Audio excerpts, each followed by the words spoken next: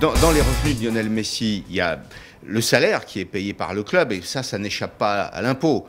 C'est sous les yeux de l'administration fiscale. C'est-à-dire que là, il y a une espèce d'assignation à résidence fiscale. On ne peut pas y échapper.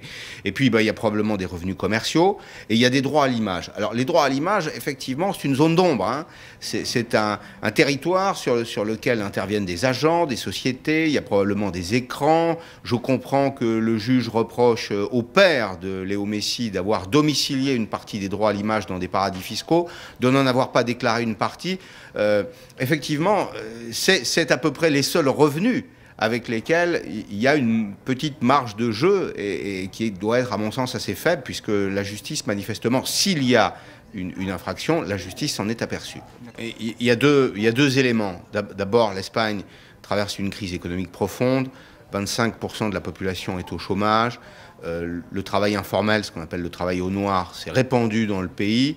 Les rentrées fiscales sont insuffisantes et en même temps, on a un football professionnel espagnol qui présente une dette de l'ordre de 3,5 milliards d'euros.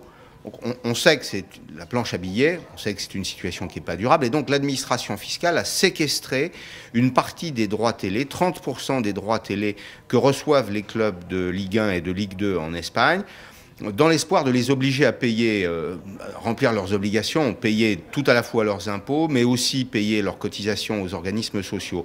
Si les clubs ne payent pas leurs impôts, ne payent pas les cotisations sociales qui sont attachées à la masse salariale, alors l'administration fiscale et la sécurité sociale espagnole vont puiser dans ce séquestre. Donc il y a un climat général dans lequel, en réalité, le football doit être absolument exemplaire. C'est pas parce qu'il est populaire en Espagne qu'il échappe pour autant à la rigueur économique. En fait, tout le monde est appelé à faire des efforts. Et je vois aussi dans cette enquête qui vise Léo Messi, il s'agit pour le moment de soupçons, je vois aussi la volonté peut-être d'attirer l'attention du public sur le fait que l'effort doit être porté par tous, y compris par les plus riches.